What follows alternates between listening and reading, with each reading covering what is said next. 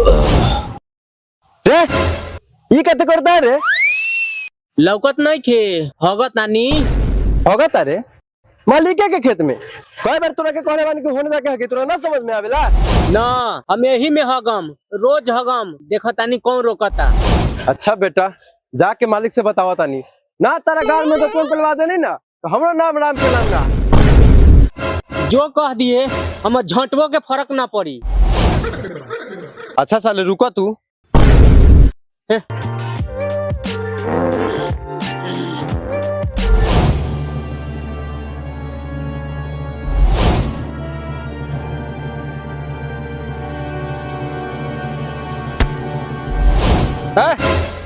सुन अब हाथ अब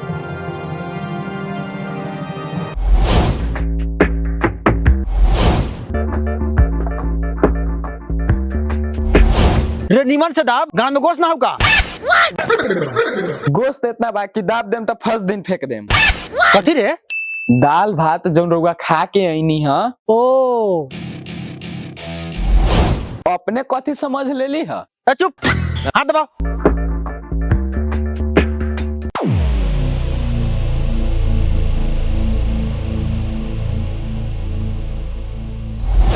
मालिक मालिक नमस्कार मालिक नमस्कार नमस्कार पहले से आराम बा ये क्या कहा था नहीं रहुआ पहले से आराम होकेला जा जा हाँ पहले से आराम बा हाँ आराम बा लेकिन उन्हें क्या मानत नीमन से ना समझैले ह कितना बार समझा देनी कि मालिक के खेत में ना जाके हकिए लेकिन वो रोज जाके हक देता।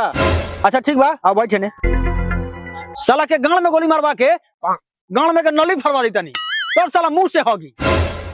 हाँ मालिक ठीक है बा मोबाइल लेके आओ।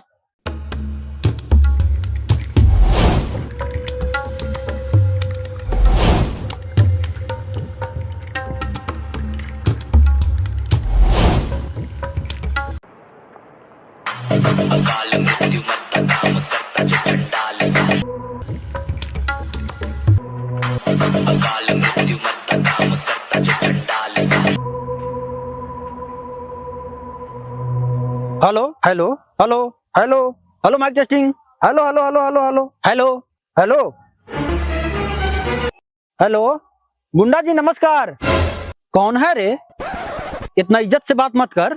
ओ अच्छा साला सुगर कुत्ता बिलाई नलायक गुंडा रे इतना भी इज्जत मत दे।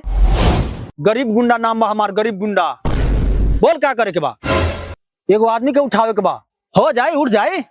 कितना पैसा देबे 2 लाख 2 लाख 2 लाख 2 लाख ना हमरा 50,000 चाहिए 50,000। अब मंजूर बा तो बोल ज्यादा भंकस मत कर।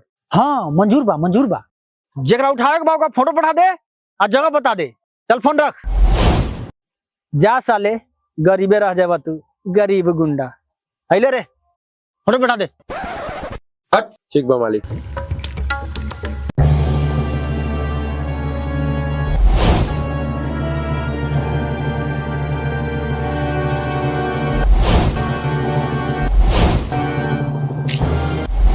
अकेले मजा नहीं खे आवत 2 ग्राम तो उठावे में मजा आई। रुका फोन लगाओ तनी।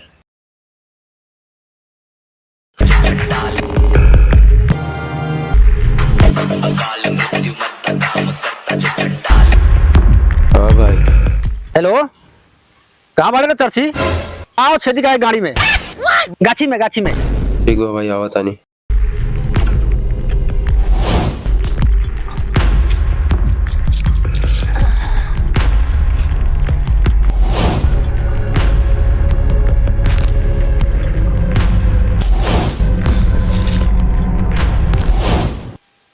साला का हम मर गए अभी तक ले नहीं खियावे।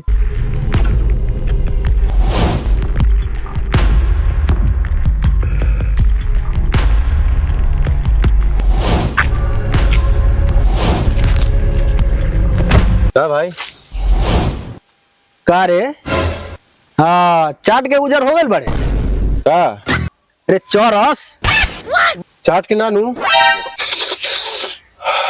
सुन के उजर भइल रहिला सुन के का काम बा रे ओड़ा के उठावे के बा बड़ी मोट माल मिलता। चल उठाओ तानी उठ जाई सरवा चलो उठाओ तानी।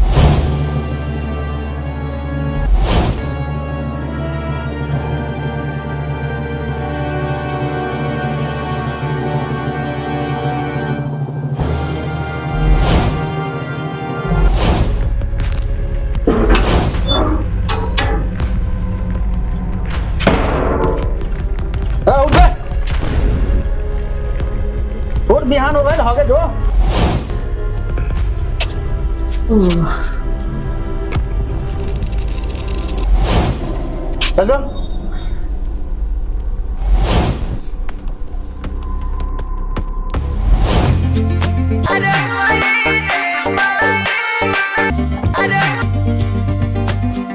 का रे शरीफ गुंडा उठ गए? ए शरीफ गुंडा ना, गरीब गुंडा। इज्जत से नाम ले, इज्जत से। अरे गरीब गुंडा, काम भइल कि ना? हाँ उठ गए, उठ गए। ठीक बा।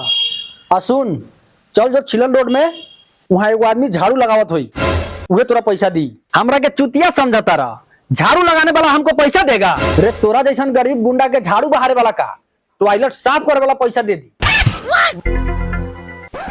ई का कह देलक रे? हमनी के पैसा से मतलब है, चल।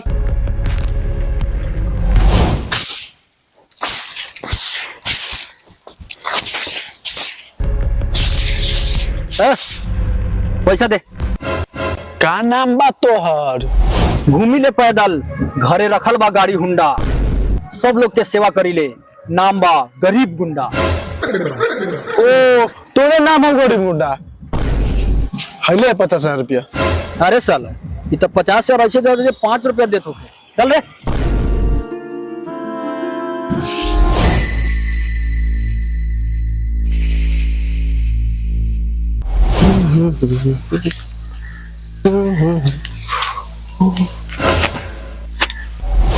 अरे ये तो कर्ची उठावा था, अभी जिंदे बा।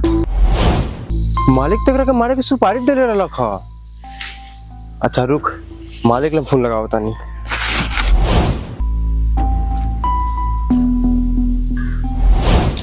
पगार न देने पर नौकर ने मारा मालिक का गांड। अरे साला, टाइम पर पगार देवे के पड़ी।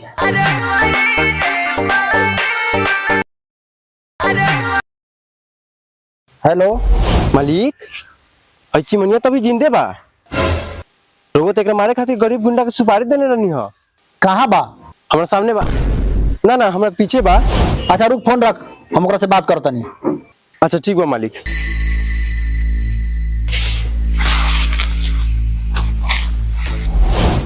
साला कैसन गुंडा के चक्कर में पड़ गई बनी।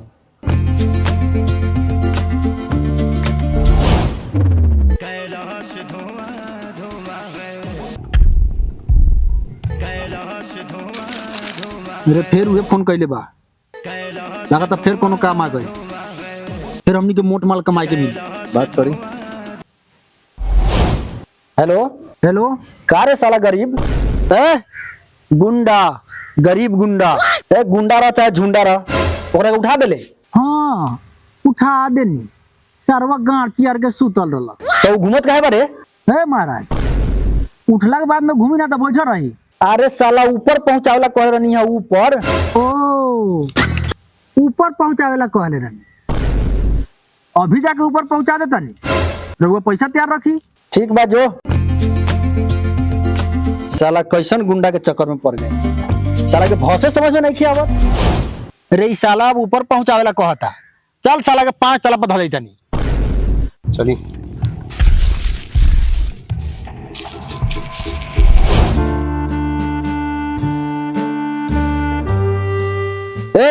जो तो 5 तला पर हम जंगिया फसा लेके आइए जो तो।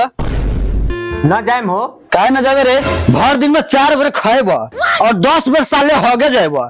एगो काम कहता है तो तोरा से वो काम नहीं की होत। अकेले ना जाइम, तू चला। हाँ तोरा 4 गो लगवार जोड़ देता नी। साले काम चोर। ए बार का चलाक बनी तारन, हम जाई इनकर कच्छा उतारे।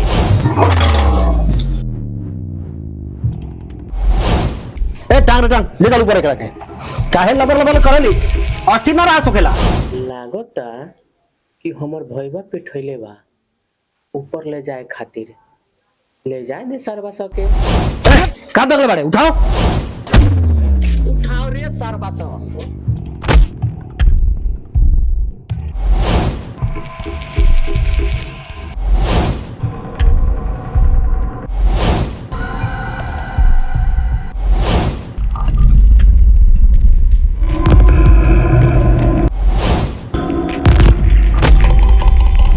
बेसी लबर लबर न करे के।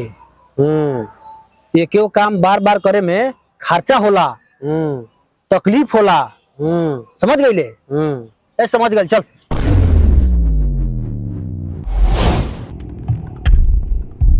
हेलो, हाँ ऊपर पहुंचा देनी। अच्छा पहुंचा दे ले, ठीक बा, जो पैसा ले लिए। ठीक बा, चल ले।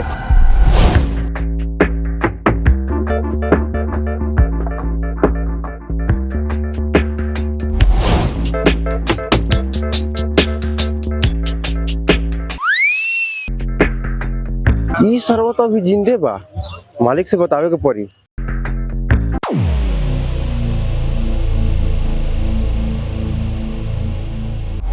मालिक मालिक मालिक मालिक, अभी लोग सरवा जिंदे बा। का कहले? हाँ जिंदे बा, अभी देखनी रोड पे घूमत रहलक ह। ओह, इस साला गुंडा के मारे हम हैरान हो गए बने। साला से फाइनली पूछा तानी कि साला मारी कि ना। चर्ची, अरे गांजा ले आओ, माजा नहीं खियावत। बानू बनाई। हाँ बनाओ बनाओ।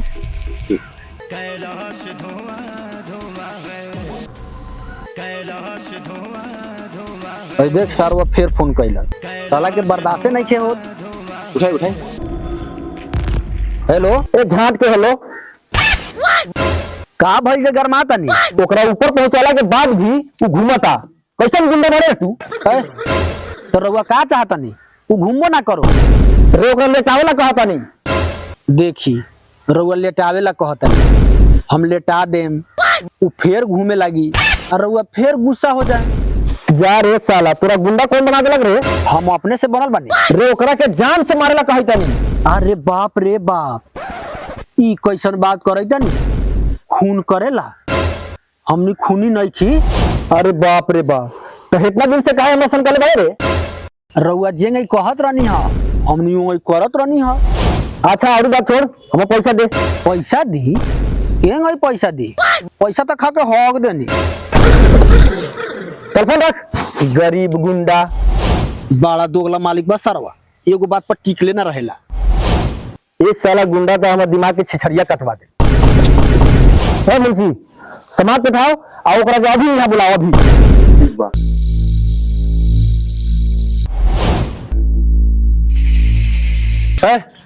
जो जनरेटर के बुला के ले आइए।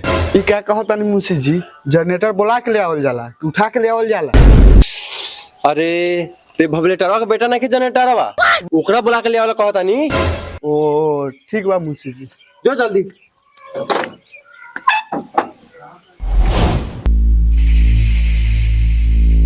ए जनरेटरवा, चली मालिक बोल रहा। कौन सारवा मालिक बोलेला खरे? अरे मालिक कुर्सीधारी के ना चिन्हल है? अरे कोनो कुर्सीधारी हो चाहे जूझधारी हो, हम न जाएम, जो ओकरा पे ठा दिए। ना जा भी कर साहबा। भाग रे साला, तोरा कई बार कहियो रे। अच्छा साले। मालिक एगो बात कही। बोल। हमरा लगे एगो उपाय बा। का उपाय बारे? खेत में हगनाई ना छोड़ता ना, तो खेतवा बेच दी ना, रही खेत ना अपने गार के बाथा बोरी। वाह, वही 10 लाख के बात कहले रे। खेतवा बेच दी, आज खेतवा में हक दे तो खेतवा बेच दी, बिहार घर में हक दी तो कहिए घरों बेच दी। गलती हो गई मालिक, गलती हो गई। गलती हो गई।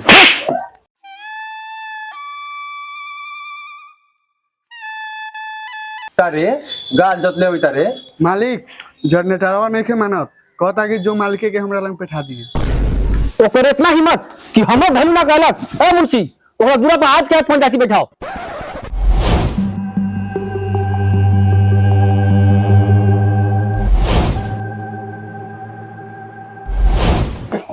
कार जान करवा, तू हम नहीं छोड़े कि ना? ना ना छोड़म, हगम आ हगबे करम। हम खेत में हगतानी, केकरो चूल्ही में ना। अच्छा ना छोड़बे तो खेत तो बढ़िया करे पड़ी, वही में हगी है और वही में के अनाज खाई है। ना हम बटोइयो ना करम। रे सारा बात ना, तू खेत बटैया करबही ना हगनाई छोड़बही, त केना फोरियते रे सार। हम बटोइया न लेम, लेकिन हगम। इस साला ना माने वाला बा, भले जेल में रहम लेकिन ये साला के जान से मार दे। ओए साला क्या हग तू, हग तू, चल इधर हग तू। हो साला, हो साला मर के नहीं सर बात, हो साला, हो साला, चल चल हो साला, हो साला, हो साला। अरे हगवा तू साला साला अरे साला तू हगवा साला तू अरे बाप साला तू हग मोरली साला तू हग साला तू हग साला तू हग मैं साला तू नहीं होगी ये सारा के हवा के हम सारा होगी